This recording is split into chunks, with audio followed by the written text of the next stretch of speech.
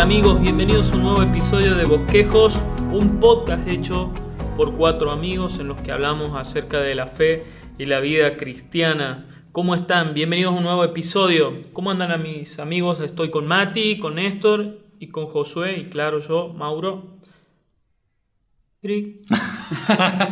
Casi te sale amiguis. No. Amigues, no. Amigues me salía. ¿Qué tal su semana, muchachos? Bien, cansadora la verdad. Una semana bastante agotadora, pero linda. Contentos de estar de nuevo grabando. Hoy me costó muchísimo levantarme. Fue difícil, hacía mucho frío también.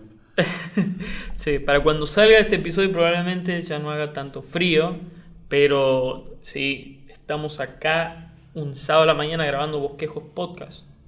¿Vos, Mati, qué tal tu semana? Muy bien, gracias. ¿También te costó despertarte?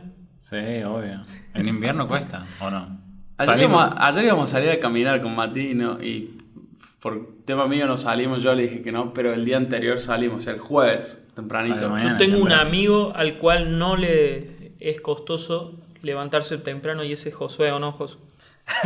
No sé, lo que pasa es que mi secreto para levantarme muy temprano es que pongo la alarma muy temprano, Se más llama temprano. despertador. Entonces, así... Yo lo tendría que poner a las 12 de la noche el día anterior para poder levantarme a las 8. Casi hago eso. Bueno, no es la idea tener un programa acerca de cómo poner alarmas de celulares. Más bien queremos hablar el tema de hoy acerca de mirar a Cristo en toda la Biblia. Antes que nada queríamos decirte que si por gracia este episodio te es de bendición, puedas compartirlo en tus redes sociales y puedas seguirnos a nosotros en nuestras redes como Facebook, Instagram y también en nuestras plataformas digitales como Apple Podcast y Spotify. ¿Sí? El tema de hoy es mirar a Cristo en toda la Biblia. Sabemos que las Escrituras hablan de Dios, de la historia de su pueblo, pero también de Cristo. De hecho, la palabra dice que de ellas hablan de Él, del Señor Jesús. Muchachos, ¿por qué es tan fundamental ver a Cristo en toda la Biblia, específicamente en el Antiguo Testamento? Y a mí me gusta ilustrarlo de la siguiente manera. Imagina que nunca te hayas visto una película de Marvel y entras al cine a ver una película de Marvel y, alerta de spoiler, ves la escena en la que Iron Man está muriendo para salvar al mundo. Te puede parecer impresionante, entretenido, buen giro y todo lo demás, pero no vas a sentir el peso de esa muerte, ni vas a entender por qué está pasando si no te ves el resto de la película y si no miras esa película en el contexto de las demás películas de Marvel. No vas a entender la película número 20 de Marvel como los directores y los actores y los productores de la película, el equipo de producción de la película, quiso que tú la entendieras si no te has visto las anteriores. Lo mismo ocurre con la Biblia.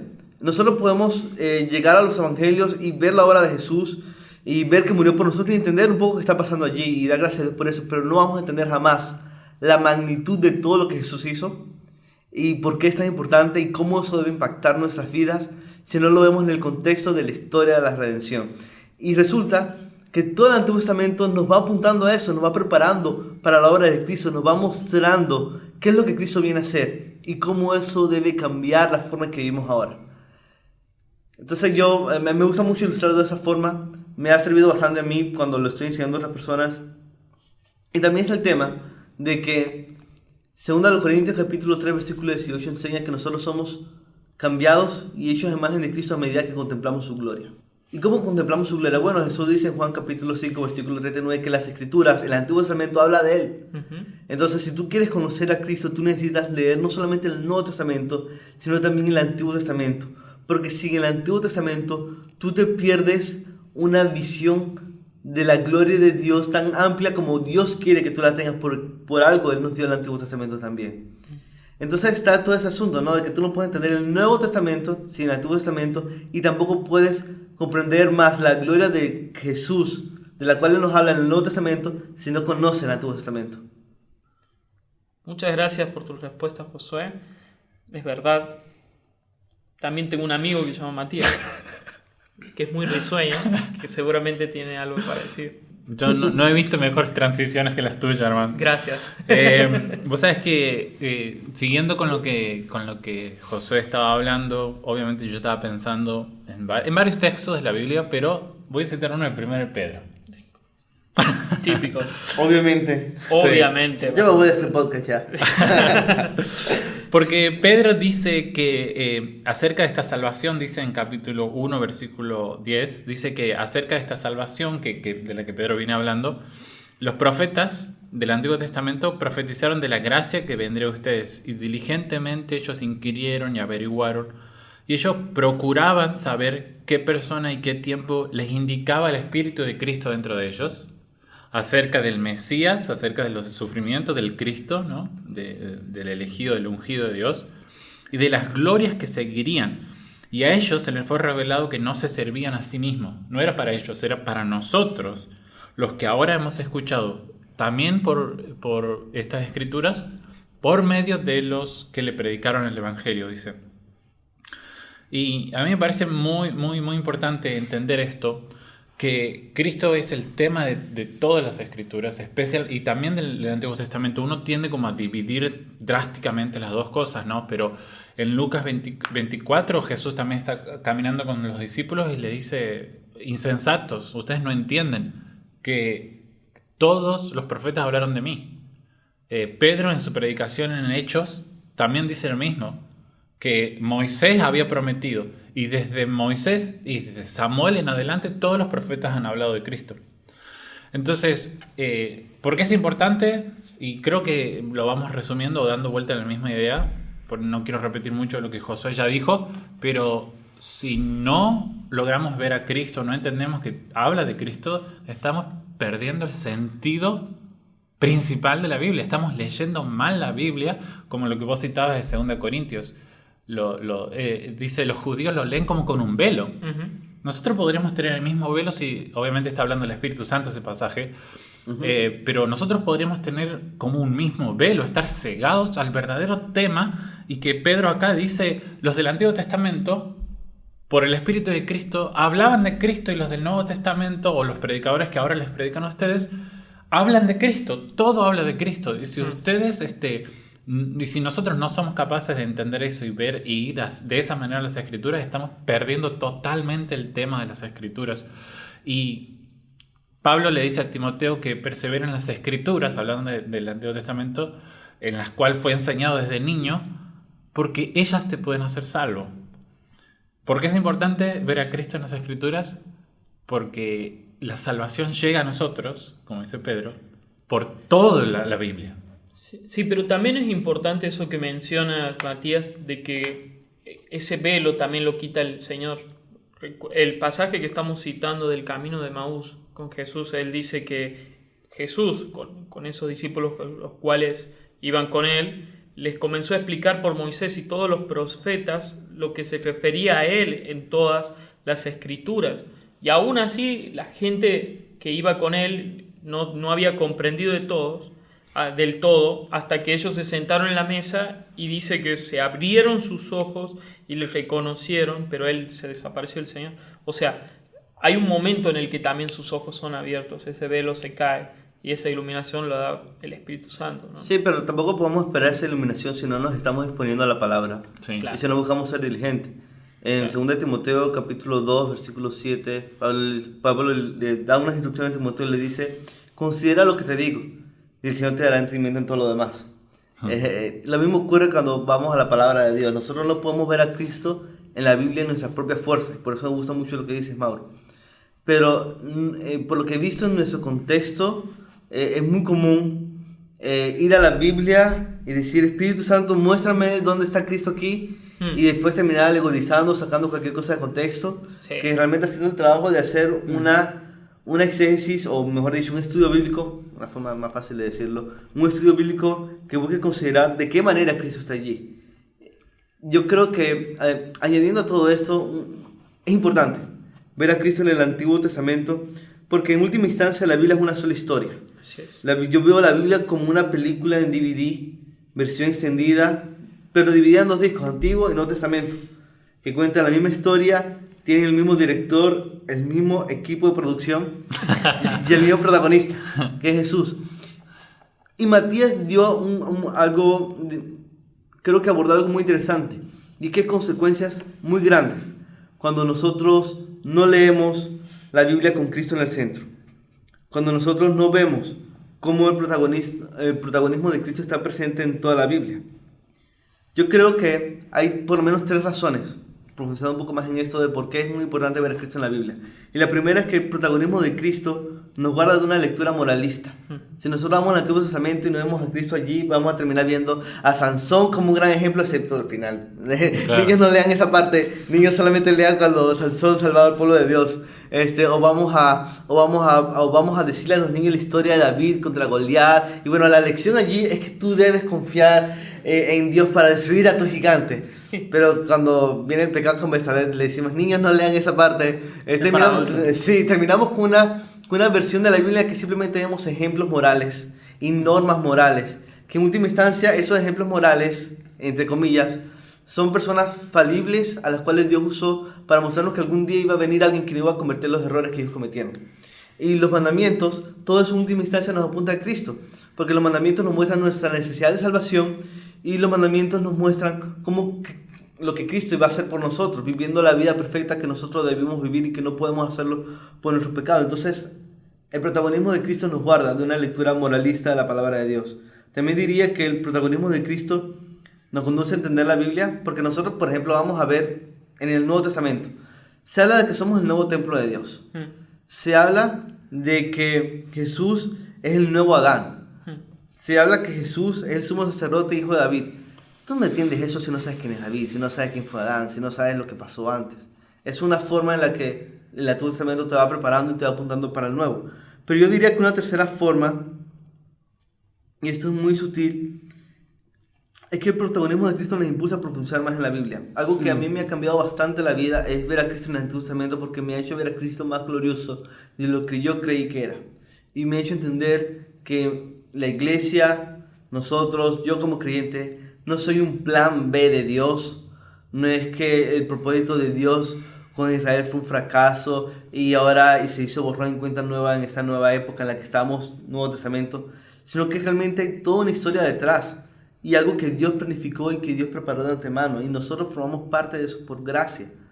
Hay teólogos reformados que argumentan que la iglesia no empieza en Hechos 2, empieza desde antes. Y aunque eso es un tema muy debatible y no quiero entrar en esos detalles ahora, lo que sí todo cristiano debe entender es que nosotros no somos un plan B de Dios, nosotros no somos totalmente desconectados del Antiguo Testamento. La iglesia pierde bastante cuando no lee el Antiguo Testamento, porque esas fueron las escrituras que, como mencionó Matías, Pablo le dijo a Timoteo que leyera. ¿Y qué era lo que Pablo predicaba cuando hablaba de las escrituras? Predicaba el Antiguo Testamento. ¿Y qué era lo que Cristo predicaba cuando ponía las escrituras? Predicaba el Antiguo Testamento. El Antiguo Testamento está lleno de riquezas. Yo no puedo pensar, por ejemplo, en una descripción más gloriosa del carácter de Dios que Isaías 40. Claro. Y eso está en el Antiguo Testamento, no está en el Nuevo.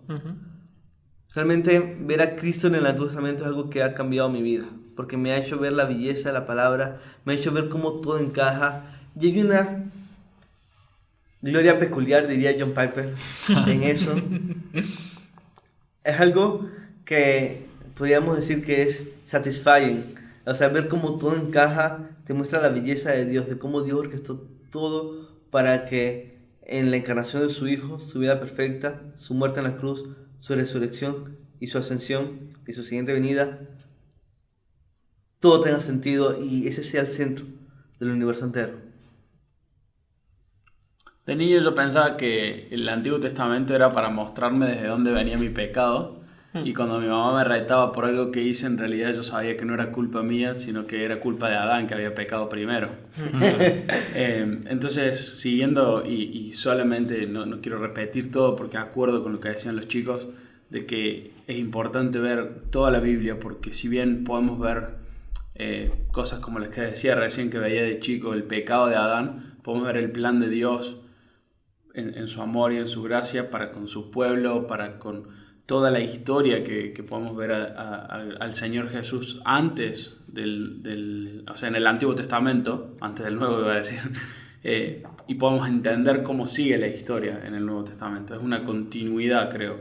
A veces lo fragmentamos mucho, creo que lo hacía referencia esto Mati recién, de que tratamos de verlo como dos cosas diferentes y que hay una unión en el medio y bueno, no, si bien son dos etapas, pero es una historia. Muchas gracias, es verdad, muchachos. Qué importante es entonces ver a Cristo en toda la Escritura y poder moldear nuestra lectura en base a eso, ¿no? Tener en cuenta la historia de la redención, la historia del plan de Dios y cómo Él orquesta todo para su bien. Entonces, ¿cómo, de manera práctica, cómo puedo yo buscar ver a Cristo en la Biblia?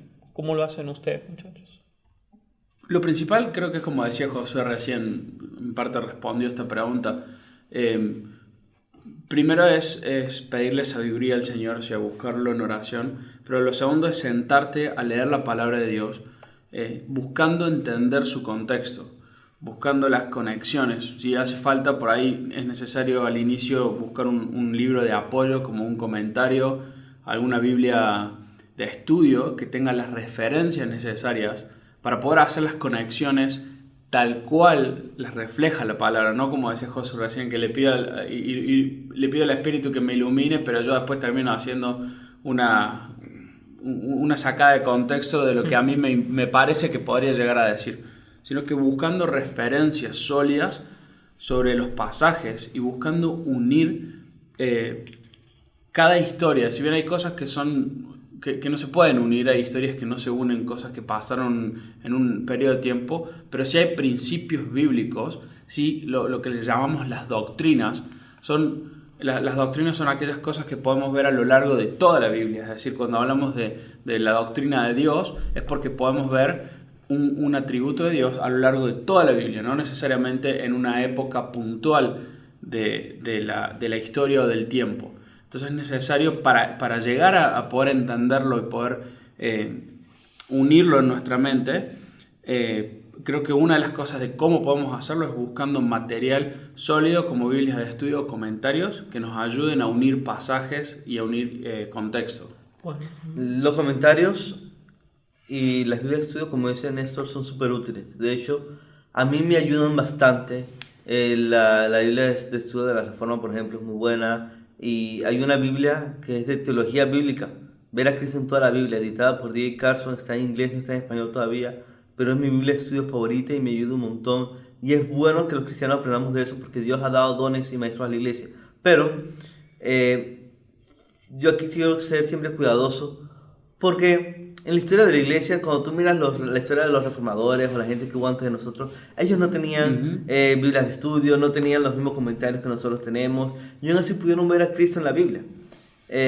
Yo creo que si nosotros tenemos una Biblia y tenemos al Espíritu Santo, ya tenemos lo necesario para poder buscar ver a Cristo en la Biblia. ¿Y cómo lo hicieron las personas en el pasado y cómo podemos hacerlo nosotros? Bueno, se me ocurren 3 ideas, y creo que son 3 lecciones básicas que yo suelo enseñar cuando me toca hablar de este tema. La primera lección es leer cada texto a la luz del resto de la historia bíblica. Y eso es muy importante porque yo he visto a cristianos frustrarse tratando de ver a Jesús en todos los versículos o historias de la Biblia, preguntándose, ¿quién es Jesús aquí? ¿Qué es Jesús? Este hilo rojo por donde que lanzó Rahab, esa es la sangre de Jesús. Entonces tú terminas viendo a Jesús en un montón de partes. Y tiene sentido que se frustren. Aslan no está en todas las páginas de las Crónicas de Narnia y sería una pérdida de tiempo buscarlo en cada página. Lo mismo ocurre con la Biblia. Debemos tener mucho cuidado con alegorizar y debemos entender algo que aprendí del pastor Sugel, y es que la Biblia es cristotélica. Aunque no todos los versículos mencionan a Cristo, obviamente todo tiene el fin de guiarte a Cristo. Entonces, cuando tú estás en un versículo de la Biblia, una historia del Antiguo Testamento, y no puedes ver cómo este pasaje responde directamente a la pregunta de cómo esto profetiza a Cristo o habla de Cristo directamente, hay algunas cosas que podemos preguntarnos buscando el contexto amplio. ¿Cómo este pasaje me prepara para el Evangelio? ¿Cómo resuelve Jesús la tensión o el drama al que apunta este pasaje? Por ejemplo, en Éxodo 32, 34 por allí, cuando Dios le dice a Moisés, yo soy un Dios misericordioso, pero al mismo tiempo soy un Dios que castiga el pecado, hay una tensión allí. Ahí, en ese versículo tú no ves el nombre de Cristo mencionado, pero Cristo es quien resuelve esa tensión. Y de la misma forma Cristo es quien resuelve las tensiones en la Biblia. ¿Y qué dice pasaje a mi vida ahora a la luz del Evangelio? Son preguntas que podemos hacernos. No todos los textos contienen profecías tan directas y claras sobre Jesús como Isaías 53 o Génesis 3:15, pero podemos enfocarnos en buscar ver a Cristo desde ellos. Creo que eso es algo que ayuda bastante. No sé si quieren comentar otras cosas. Sí, yo podría entonces agregar una forma, ¿no? ¿Cómo puedo ver a Cristo? Creo que va un poco más de la mano de todo esto lo que vamos diciendo, pero es bueno que las interpretaciones, estoy pensando mucho en el Antiguo Testamento, las interpretaciones del Antiguo Testamento nuestra interpretación del Antiguo Testamento vayan bien guiadas y dirigidas por cómo los autores del Nuevo Testamento interpretaron. Sí. Entonces, si vos lees algo en el Antiguo Testamento y no lo lográs entender, buscalo en el Nuevo Testamento que muy posiblemente hayan citado esa porción. Por ejemplo, ahora pienso en la prédica de Pedro en Hechos 2, y por eso la nombré al comienzo y porque lo quería usar como ejemplo. Él dice en el versículo 16 desde el versículo 15 diciendo que estos no están borrachos, las personas están ahí como ustedes suponen, le dice Pedro, sino que esto es, dice él, lo que fue dicho por medio del profeta Joel, y él interpreta correctamente la profecía de Joel. Y bueno, y sigue, ¿no? Entonces, él habla después, el mismo Pedro sigue hablando de algo que dijo David y cita un salmo. Y luego habla de cuando Moisés prometió que vendría otro profeta y que deberían escucharlo, citando Deuteronomio. Y así sigue, ¿no? Entonces, a lo largo de todo el Nuevo Testamento, los autores del Nuevo interpretan, citan muchas cosas del Antiguo Testamento. Nosotros debemos ir en esa línea, la forma en la que ellos las interpretan, guiarnos por sus interpretaciones. Cuando no entendamos algo del Antiguo Testamento, busquemos una concordancia o busquemos en el Nuevo Testamento cómo fue interpretado. Esa es la interpretación correcta. Y eso es muy importante, lo quería mencionar, que bueno que lo sacaste, porque incluso Jesús leyó la Biblia de esa manera.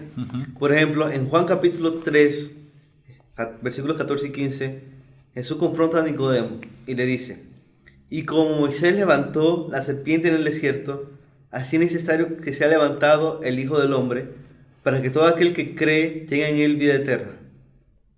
Allí, Cristo está haciendo alusión a Números 21. Nicodemo debió haber estado al tanto de eso, porque Nicodemo era un maestro de la ley. En ese capítulo del Antiguo Testamento, vemos que Israel, en su pecado, luego de salir de Egipto, se rebeló contra Dios y Moisés. Por eso Dios les envió serpientes, para juzgar al pueblo por su maldad.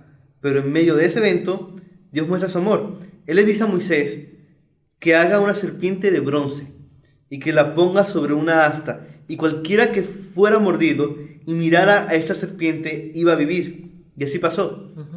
Ahora bien, las palabras de Jesús en Juan 3 indican que el evento en Números 31, número 21, indican que ese evento es una sombra, o como dicen los teólogos, un tipo.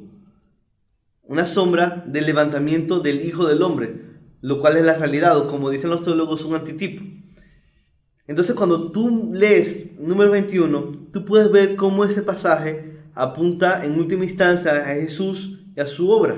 Y los paralelos que tú ves allí entre el tipo y el antitipo son realmente impresionantes. En Número 21, la muerte física es el castigo al pecado. En Juan 3, la muerte espiritual es el castigo al pecado. En Números 21, Dios provee un medio en su gracia. En Juan 3, Dios provee un medio en su gracia.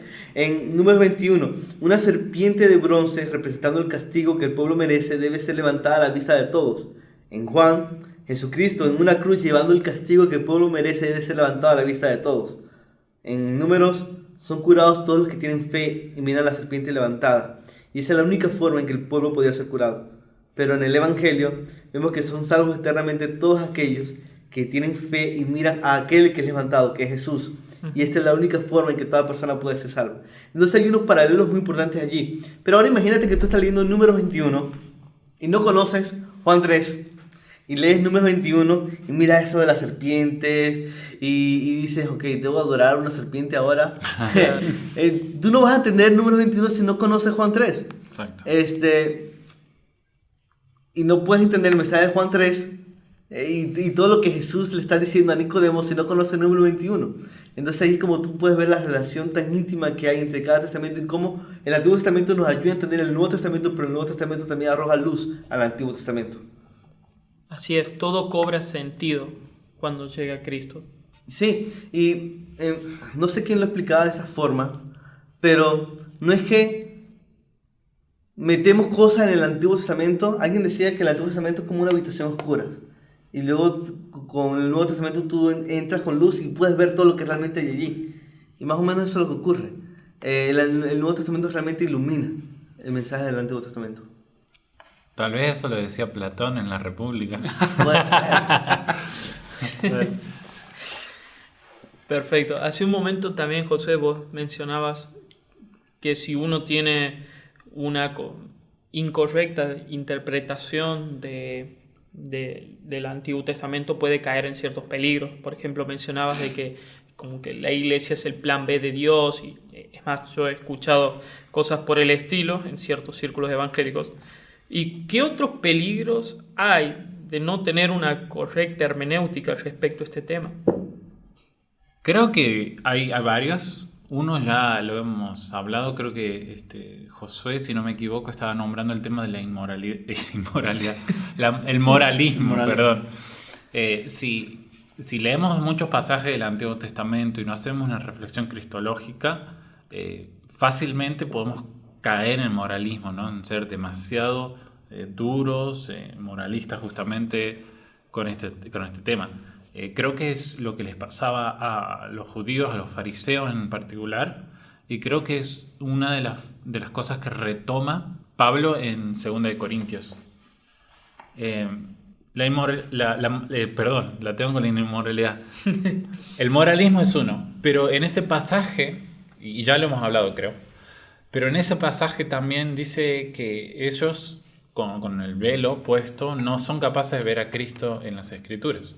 Pero nosotros, habiéndose ese velo rasgado y el Espíritu Santo habiendo quitado ese velo, ahora nosotros podemos ver a Cristo en las Escrituras con toda su gloria. Podemos ver la gloria de Cristo en las Escrituras. Y somos transformados. Entonces, la transformación de nuestra vida, ¿no? Tiene que ver mucho con que podamos ver a Cristo en las Escrituras. El moralismo, caer en el moralismo es un problema. No ser transformado creo que es el otro de los problemas.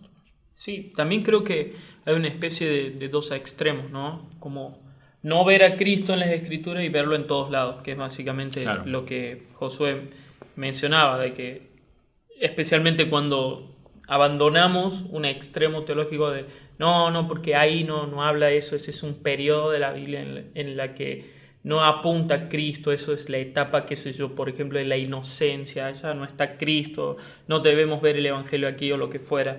Y después está el otro extremo de querer entender todo pasaje de, acá está Cristo en todo momento, qué sé yo. Entonces, hablaban un poquito acerca de estos extremos, ¿no? Pienso que a la hora de sentarnos a estudiar, como decían los chicos, el tema de poder verlo a Cristo en todos lados, el hecho también de sacarlo de contexto y tergiversar un pasaje y hacerle decir algo que a mí me parece que está diciendo y convertirlo en moralismo, son algunos de los peligros, y sumaría el hecho de que hace que no pueda comprender el contexto de lo que está pasando en esa situación y sea propenso a caer en el mismo error. Así como el moralismo es uno, creo que el legalismo puede ser otro, donde yo entiendo que el Señor, donde hay leyes y no termino viendo a Cristo en su gracia, en su gloria, en su amor, donde logramos donde no logramos poder extraer del pasaje todo lo que el Señor tiene. En algunos es netamente historia y en otros es una transformación de nuestra vida. Creo que Efesios es donde menciona que nos transformamos, o sea, nuestro viejo hombre ya deja de... Tenemos que sacar nuestro viejo hombre, tenemos que transformarnos por medio de la palabra y vestirnos del nuevo.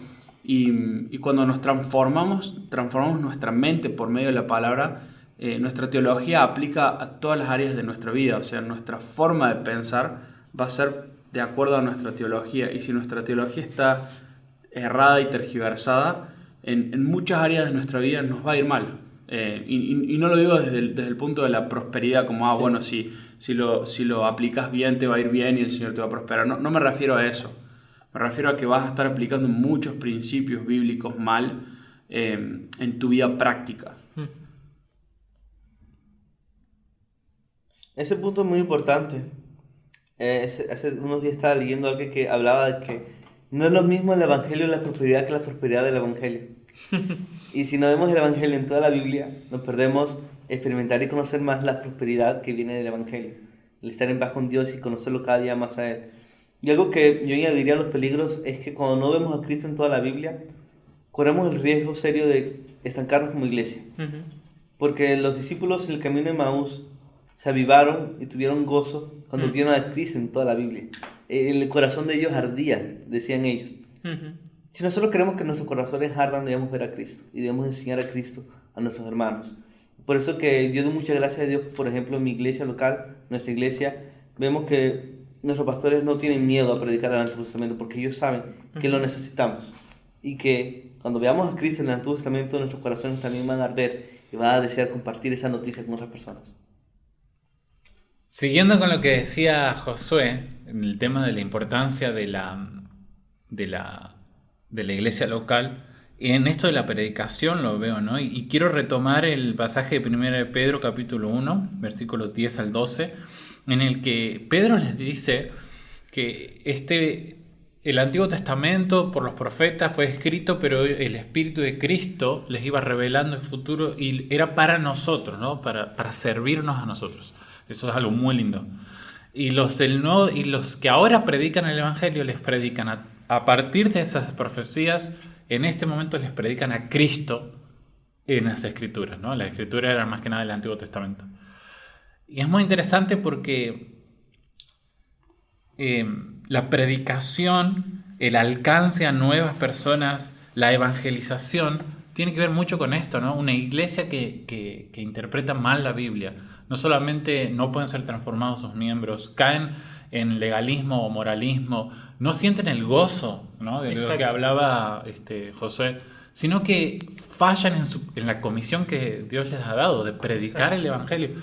Pedro dice acá que los hombres que predicaron el Evangelio les predicaron de Cristo en todas las Escrituras y por eso ellos ahora tienen esta salvación. Es muy fuerte entender que si nosotros no estamos predicando a Cristo en todas las Escrituras, estamos fallando en anunciar el Evangelio hasta el fin del mundo. Y nuestras personas, las personas a las que llegamos en nuestra comunidad no van a ser transformadas porque nosotros estamos predicando mal el Evangelio, estamos reduciéndolo a un texto tal vez y no estamos mostrando la belleza de todo este gran plan, cómo esto puede traer gozo en la vida del cristiano. Creo que también impacta por ese lado, ¿no? Sí, definitivamente yo creo que no ver a Cristo en toda la Biblia nos puede traer severos y graves errores doctrinales incluso. Hay personas que piensan que a través de toda la Escritura, de toda la Biblia, hay como 7 maneras diferentes en las que las personas podían ser salvas, se perdían de la riqueza, de la gracia del Señor, no ver como un todo la Escritura, cómo apunta a Cristo, cómo el Dios es el mismo siempre. Hay personas que dicen, no, lo que pasa es que Dios en el Antiguo Testamento era un Dios más de ira y en el Nuevo Testamento es un Dios más de misericordia. Ese es un error gravísimo, nosotros no ver una sola historia, una sola continuidad de algo, no ver ciertos patrones que se repiten como el pecado, el arrepentimiento, la gracia del Señor, la fe. Allí habla la Escritura como un todo, como una misma historia, y que es importantísimo ver si no queremos caer en esos errores graves. Y yo creo que para cerrar un poco, creo que nosotros tenemos una ventaja que las personas del Antiguo Testamento no tenían, y es que nosotros conocemos a Cristo. Sí. Como menciona el pasaje de Primera de Pedro, los autores de la Biblia ellos quisieran saber de quién estaban hablando realmente y abordaban eso. Nosotros podemos entender mejor, nosotros conocemos el final de la historia.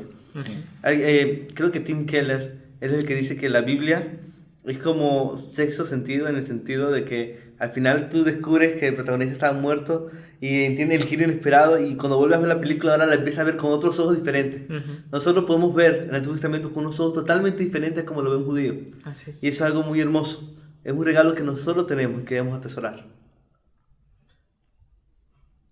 Muy bien, muchas gracias, Josué. Hace un momento también mencionabas que así como los discípulos en el camino de Maús habían sido llenos de gozo al entender de que Cristo estaba en toda la Escritura, ¿de qué otra forma ha impactado a sus vidas este importante panorama divino? Iba a decir, esto salió del gran panorama, era para agarrar el gran panorama divino y responder. Bueno, uno puede encontrar la riqueza de toda la Biblia en todas sus páginas. Y con esto que decíamos, ¿no? Nosotros podemos ahora mirar con otros ojos, gracias al Espíritu, gracias a que conocemos lo que Cristo ha hecho y quién es Cristo. Y podemos tener una excelente vida devocional a partir de Levíticos. Levítico puede transformar nuestra vida realmente, porque fue pensado así. Sí. Pero ¿en qué forma ha impactado a mí? Bueno, a poder leer libros como Levíticos o los profetas menores con todas sus profecías raras, locas, o el libro de los jueces, que es súper cruel. Wow. Poder leerlo y que me bendiga en mi vida, en mi corazón, en mi fe. Y no quedarme con, no sé, el Nuevo Testamento de siempre, ¿no? Como siempre en Filipenses, siempre en Primera de Pedro, siempre en los mismos. No, siempre. Toda la Biblia es útil. Amén. Toda la Biblia es viva. Levítico, ahí también hay crecimiento para nosotros. Hay bendición, como decías en uno de los episodios que teníamos de los primeros de la temporada 1. Hay bendición al leer esas genealogías largas que decimos, sí. ¿Para qué sirve? El Señor usa eso para anticiparnos a Cristo, hermano. No, y podemos entender pasajes que no pudiéramos entender de ninguna otra manera. Pienso, por ejemplo, en Génesis. El autor Moisés narra la historia de José y en el capítulo 37 y 38, si no me equivoco, hay una pausa y empieza a hablarte de Judá y de Tamar. ¿Qué hace? Argumentalmente, desde un punto de vista argumental, si tú estás escribiendo una novela, una historia que termina en Génesis o que termina en Deuteronomio, no tiene mucho sentido hablar de Judá allí. Pero luego tú entiendes que de Judá viene el Mesías y entiendes cuál es el propósito y qué es lo que está ocurriendo allí. Y por qué Jacob da su bendición de manera especial a Judá y dijo que todo eso para que fuera de esa manera. ¿Cómo fue que el corazón de Judá cambió y qué aprendió? Eso es algo que no tiene sentido si no conoces el Nuevo Testamento. Y así pudiéramos hablar de un montón de pasajes de la Biblia. Sí. En lo personal, hace poco estuve escuchando una prédica sobre la santidad de Dios y el predicador arrancó de Isaías, y realmente el pasaje de Isaías es súper profundo y a veces te puede quedar hasta lejos de entender la santidad de Dios, cómo eso impacta en tu vida. Y para mí fue muy interesante ver cómo fue la conexión de la santidad de Dios en toda la Escritura, cómo Dios es un Dios santo, y podés verlo tanto en Isaías, en ese pasaje, como podés verlo en el pueblo de Israel, en pasajes, libros más atrás en el Antiguo, como podés verlo en el Nuevo Testamento. Y eso para mí ha sido muy, muy desafiante a seguir buscando entender cómo la santidad de Dios necesita impactar mi vida. En realidad, mi conocimiento de la santidad de Dios tiene que impactar mi vida. Y si realmente eso lo sacara de contexto, no sé dónde podríamos terminar. Pero para mí ha sido muy impactante poder descubrir a Dios en medio de las Escrituras y cómo Él, cuando dice la palabra que Él siempre permanece fiel y que Él siempre es, o sea, Él nunca cambia. Amén. Entonces, con eso en mente, pude descubrir la santidad de Dios, que es la misma antes, cuando ves el libro de los jueces, como decía Mati recién, te destruyen todo. Y lo ves en el Nuevo Testamento cuando decís, Señor, acá tendría que pasar lo mismo. Y ves su gracia. ¿Qué pasó? ¿Cambió? No. Entonces ahí es donde la Escritura trae luz a lo que está pasando en los tiempos. Y para mí ha sido muy desafiante eso en lo personal. Muy bien. También algo que ha